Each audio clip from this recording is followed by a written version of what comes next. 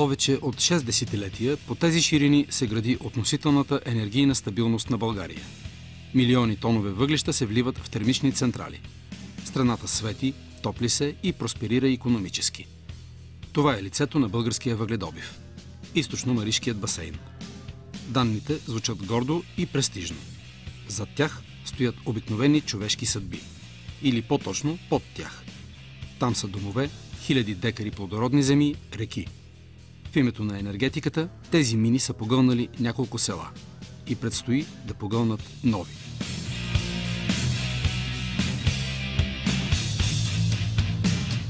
С развитието на комплекса и нарастването на рудниците, порядъка на 4 или 5 села преди над 20 години са били изселени.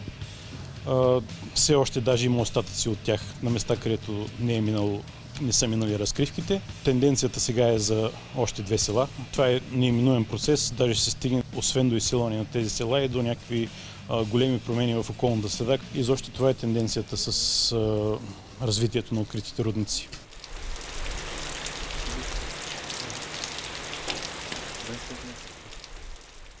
Зад мен са багерите на Марица изток. Съвсем скоро те ще погълнат Бели бряг и Трояново. Преди време така са били заличени още няколко села. Те са били пренесени в жертва на българската енергийна система.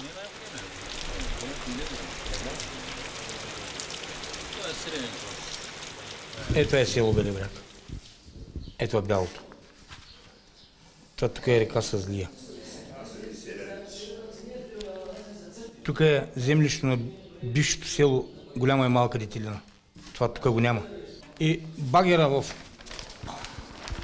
права линия е някъде на 800-900 метра от селото. 60 години ни налага геноцид рудника. 60 години.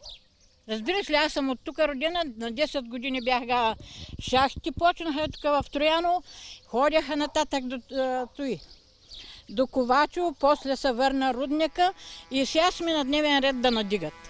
А пък къде ще отидем и никой не бере кахара.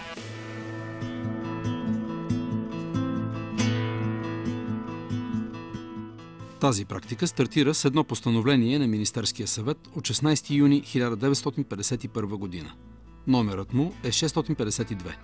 Това постановление регламентира създаването на минното предприятие. Година след това е направена първата копка на рудник Трояново 1. Малко по-късно изчезват първите села. Потъват под земята със същата мотивация, с която Бели бряг и Трояново ще се превърнат във въглища. На България и трябва гориво.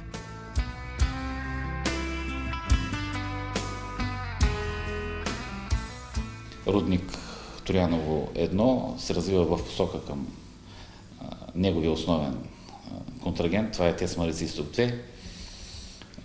В тази посока източно се развива и рудник Трояново 3.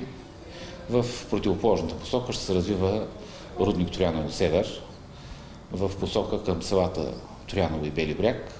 Оптималното разрастване ще бъде, когато бъде усвоена площта, тъй като е предвидено въглищата, които се намират в тази площ, да бъдат иззети.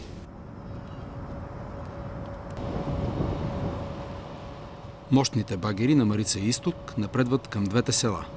Хората ги усещат, чуват тътена им, виждат ги. Дойдоха много близко вече. А имам информация, че това, което беше 500 метра санитарен възел близо до нашите къщи и дворови, сега го намалят на 300 метра. Нощно време, там, където живея в края на селото, такъв шум се създава от багери и от гумено-транспортните ленти, които работят, извозват въглища, разкривка и така нататък.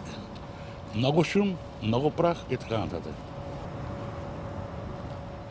Багерът от мене, чува се. Не мога да спа от него вечер. Ето е. Лентите, особено като духне малко източния вятър, вкъщи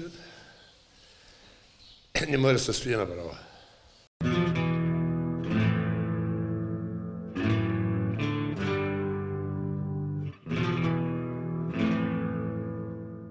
Ами състоянието на къщи започва да става като състоянието на библиотеката, където снимате, на читалищния салон, къщи се напукват. Ще видите бензиностанцията, тук, която е на главния път, за какво става дума. Колонките са наклонени в посока на изкупа на Мини Марица изток.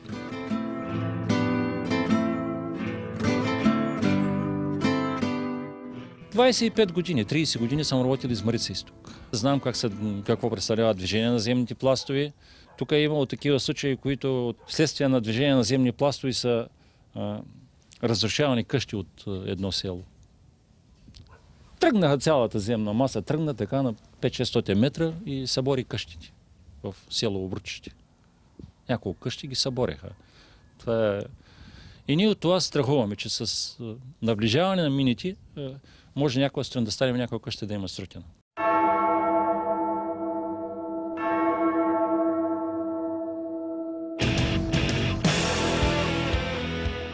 Хората имат два варианта. Да продадат къщите си на мините и да се изнесат, или да изчакат, докато багерите стигнат до оградите им. Тук тръгва още една драматична линия.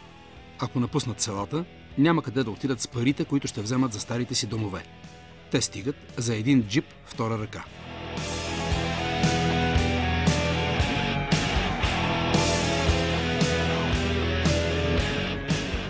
Имотите и земите се оценят чрез така наречения лицензиран оценител, избран от Мини Марица изток.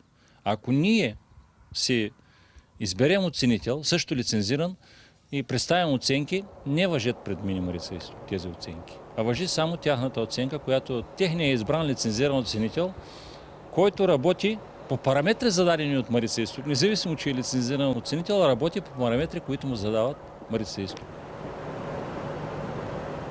Обезщетението на хората се извършва чрез сделка за закупуване на съответния имот и на базата на оценката, извършена от оценители, лицензирани, се определя цена, която се заплаща при доброволна сделка между двете страни. Това, което ни заплащат сега, значи подигравка.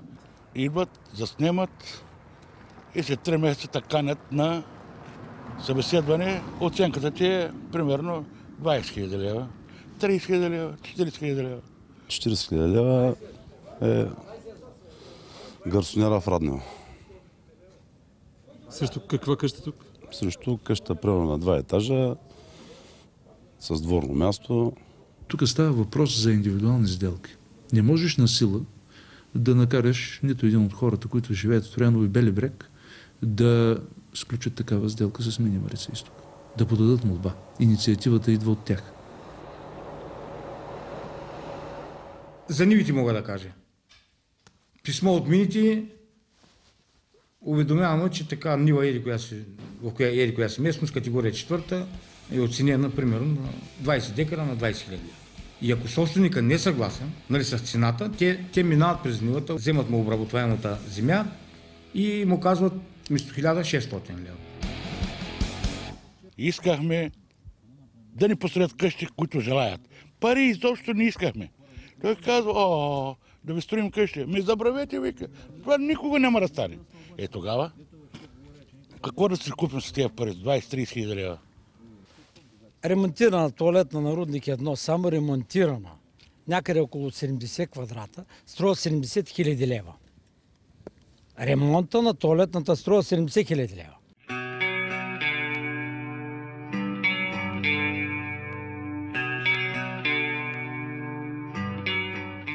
Ами за нас това е изнудване. За нас това е изнудване, тъй като мините, след като наближават селото, къщите започват да се напукват. И ако не отидеш да си продадеш къщата, тя ще продължи да се напуква и те след това ще ти казват, къщата ти вече е напукана, стара, а тя е в резултат на движението на земните пластове от действието на мините, на рудниците. И плашат по този начин хората и ги принуждават да отидат предварително да си продават имотите с молби, с заявления. Не мога да се съглася с това твърдение, тъй като самия механизъм за изработване на оценката, която е основа за извършване на сделката, е изключително открит. Всички сделки, които са извършени до момента, са на база на едно взаимно съгласие между страните. Сега дали е изнудване, дали не е, но за тях тази ситуация създава проблем. Те стават и се лягат с този проблем.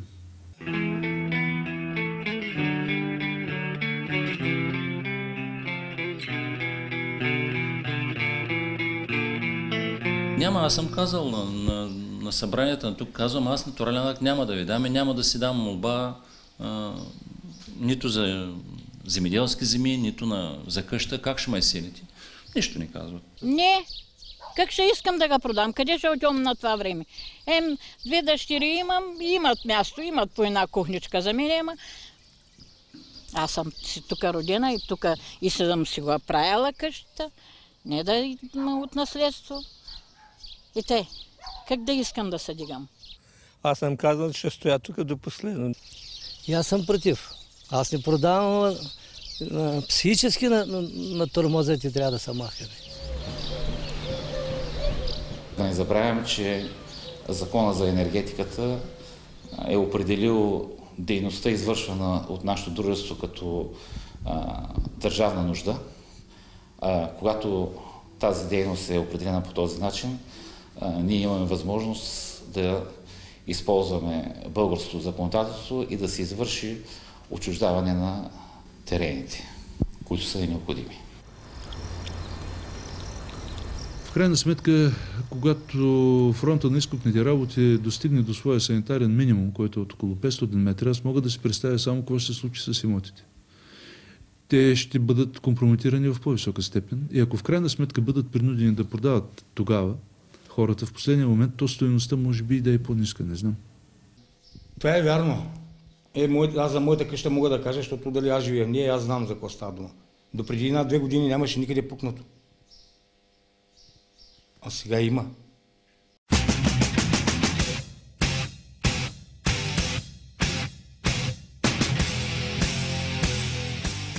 Не повече от 90 души са останали в Бели бряг. Толкова са и в Трояново. Те помнят при какви условия някога са били изселени хората от Голяма и Малка Детелина. Последно опустяло село Гледачево през 1983. Тогава държавата обезщетила разумно хората и емоцията от раздялата някак била туширана. И тогава средствата не са били 100% достатъчни, за да се построят къщи и да започнат наново. Те са добавили малко и от себе си хората. Но като цяло нещата са били много по-добре така организирани, тъй като не се е стигало до индивидуалност на сделките, а всичко е било в резултат на едно постановление. Вярно ще кажете, тоталитарно време, тогава беше лесно, тоталитарната държава заповядва и толкова по въпроса. Но станало е по-организирано и хората в крайна сметка, с които разговарям, които живеят сега там, не са особено накърнени от процеса на изселване. Естествено, сантимента го оставям на една страна, говоря в икономически аспект. Неизбежен поглед зад граница показва как други държави с развит въгледобив решават подобни проблеми. Директен паралел не трябва да се търси. Допирните точки почти липсват. За Германия продаваш имот, дават ти имот. И се нанасяш. Тук вече се сблъскваме с един проблем, който стои от десетилетия, не е решаван във времето. Ако той беше решаван във времето от момента, в който е започнала дейността си предприятието Мини Марица изток и родниците, така както е станало в Германия, в РУР, да се отделят средства в един фонд, в който те с натрупани в продължение на десетилетия в настоящия момент вече биха били достатъчни и биха били употребени именно за това да се остойности достойно имота на човека, който напуща селото и да му се даде възможност да се засели някъде другаде по негово желание. Но реалностите при нас не са такива. Във всички държави този въпрос се урежда по единствен начин, на базата на действащото законодателство. Ние в момента го уреждаме на базата на българското законодателство и не можем да излезем извън тази рамка. Това е напълно ясно. Преди известно време гледах едно предаване. Ставаше въпрос за строителство на един много голям язовир и ставаше въпрос за изместването на някакво племе там, което живее в близо до стената, която трябва да се изгражда. Те ходят да ги питат 15 пътя, 20 пътя, вожда им ли беше там, шериф ли им, де да го знам какъв е, и човека не се съглася. Докато не му казаха, ще построим къщи, те живееха в колиби такива, няма нищо с плет, докато не му казаха, че ще им построят, и той не даде съгласие. А пък в Европа сме в 21 век, не знам.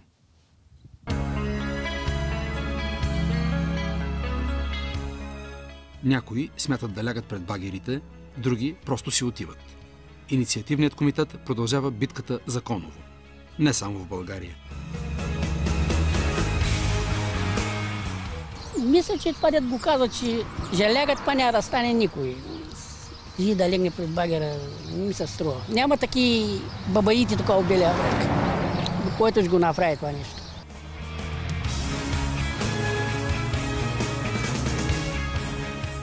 Сега ще започнем чрез прокуратурата, районна, после апелативна, както му е реда. И извън България ще го изнесем по всички случаи въпроса, тъй като тук не иска да се решава въпросът.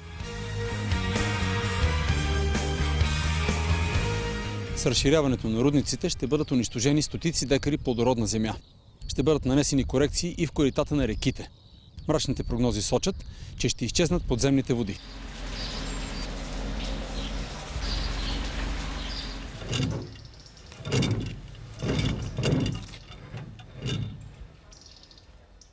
Водите изчезват, кладенци се изпразват.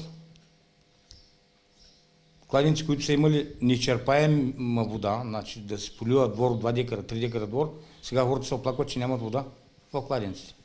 Това е свързано с дълбочинните изработки, т.е. слиза се на 120 метра дълбочина и за тази цел всякакви реки и дерета се отбиват да минават страни. Цялата хидроложка схема на района е променена коренно. Няма начин просто да няма промени в подпочвените води. За да се захранват няколко нови промишлени обекта, специално тук в района, са направени дълбоки сондажи и се изпомпва вода по изкуствен начин, не с естествен дебит, което също влияе на водното ниво, така че е съвсем нормално нивото в кладенци да падне при това положение. Да не говорим за всеобщо засушаване, което е тенденция не само в района, но и в България и в света изобщо.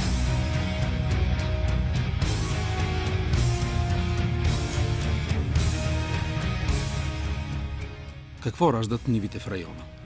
Има подозрения, че в тях са проникнали тежки метали, които не са особено приемливи за земеделската продукция. И въздухът не винаги става за дишане. Шум, миризма, когато е тихо времето, трудно се диша наистина. За екологичната обстановка има тук направени опити от учени от Тракийския университет, които изследват въздуха, почвата и водата. Значи някои метали тежки, като олово, манган и други, са в по-големи стойности.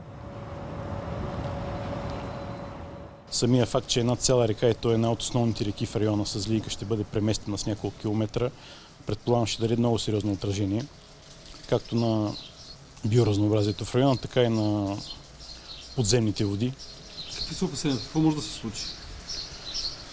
Например, засушаване, спадане на нивото на подземните води, изчезване на една част от растителността в района, съответно с всички други обитатели, които я населяват, т.е. промяна на хабитата като цяло. Тази река и околността около нея е част от Натура зона 2000. По всяка вероятност наистина има определено влияние, но аз не мога да ви кажа какво е то, но ще ви кажа следното. Всички изисквания на българското екологично законодателство, които са предявени към момента, те се спазват в дружеството.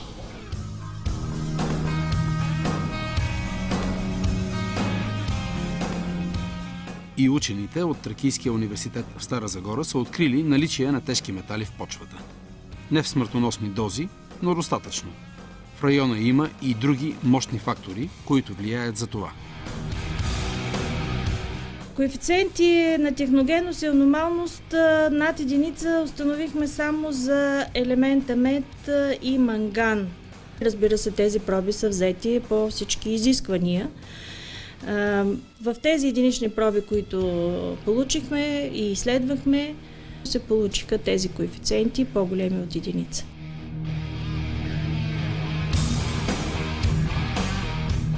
В потвърждение на това, че в района има такова замърсяване, ето този. В резултат на въгледобива и енергопроизводството в атмосферата се отделят големи количества серен диоксид, азотен диоксид, които паднали с валежите силно подкисляват почвата.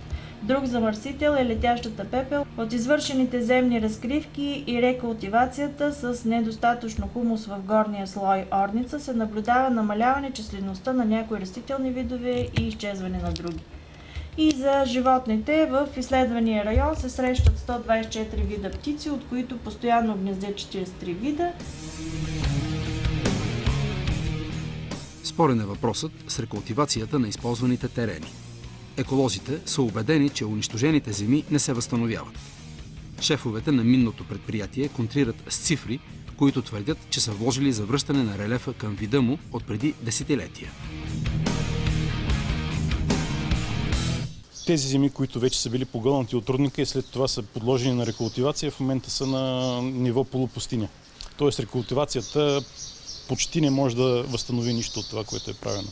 Като тази рекултивация всъщност е част от задълженията на рудниците, които трябва да я извършват, за да им разрешат да добиват полезни изкопаеми.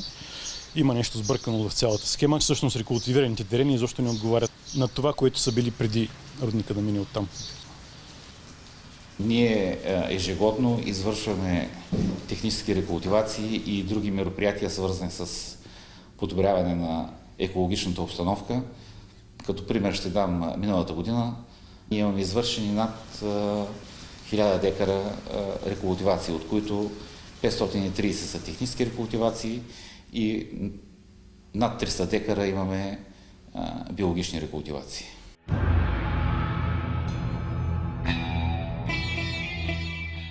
Хората обвързват настъпващата суша и тежките метали в земята с здравната картина. От години те са регистратори на смъртността.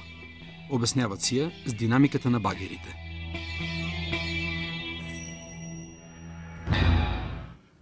Тук в нашата територия мъжете мрат като мухи. Толкова много вдовици имаме вече в нашия район. Над 90 някой ги проброил. Защо така никой не дойде да не каже, че има ли радиация, няма ли радиация? Мълчат. Правилно каза Светанака ми, че всичко умират на 50. Вярно е. Пенсионерите сме много рядкост тук. 100 и няколко човек са вдовиците. 100 и няколко жени са вдовици. От радиоактивността на въглища, всичко го знаят.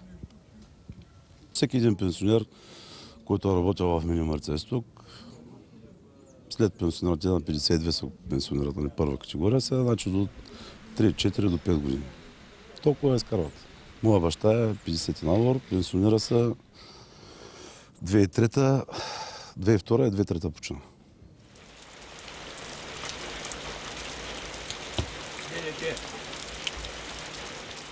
Може и да звучи парадоксално, но първият удар е за мъртвите. Още преди живите да бъдат прогонени от двете села, бяха спряни погребенията.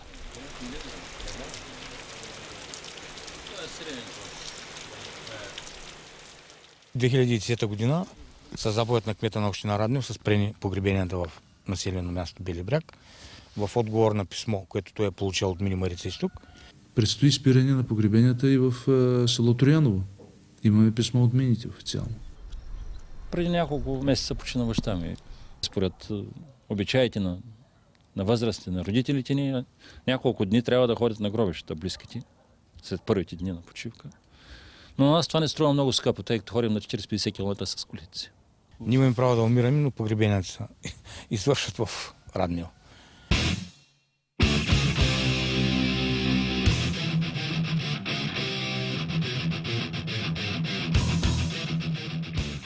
Това е една предизвестена гибел. Предстоящото изселване е маркирано още от социалистическата система. Така или иначе това нещо ще да се случва. Ние го знаем. От 80-та година в едно списание, тогава беше Въглища, имаше даден подробна една така снимка, карта на района на Мини Марица изток. В това списание Въглища от 80-та година си спомням, че село Бели бряг влизаше в района на Мини Марица изток. От настъпването на демокрацията периодично се появяват нови дати за заличаване.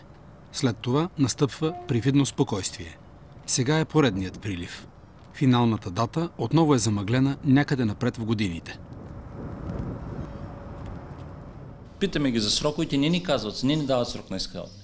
Доскоро даваха срокове на изсела, най-напред казва 2014, после казва 2015, после 2016. Колкото наближава рудника, те отдалечават годините. На последното събрание, което беше проведено с Мини Марица изток в селото, казаха, не можем да кажем кога ще бъдете изселени. Като поставям въпроса за срока, кога ще ето и никой не ти казва срок, няма нищо. Дохождат генерални директори от Раднио, от Марица изток и те нищо не казват. Техническите проекти за развитието на минните работи, които са изготвени съгласно концесионния проект, е предвидено землищата на селата Бели бряг и Трояново да бъдат включени в близката перспектива в рамките на след 2018 година минните работи да се развиват на тези терени. Рано или късно и това ще дойде, но отлагат нещата. Най-напред беше 2015 година, сега 2018, че и 2020 година. То тогава хора няма да има живи в Трояново. Те това и чакат.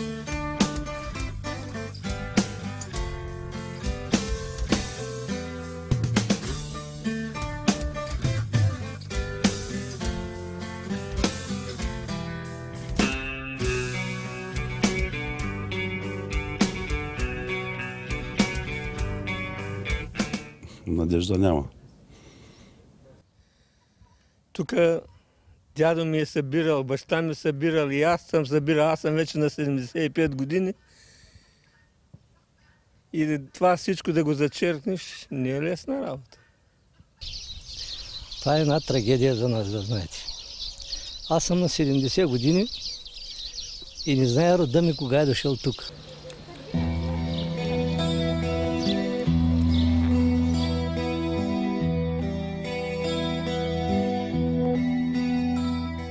Сега са наред Бели бряг и Трояново. Следва село Любеново. И там хората ще преживеят същия сантиментален срив. Това е цената на съвременния въгледобив. Насълзени очи, разрушени домове, пресъхнали кладенци, села, които изчезват от картата на България. Но пък е светло, топло и икономически уютно. Багера е го на 800 метра. Его. Дето се вижда. Това е багера на разкривката.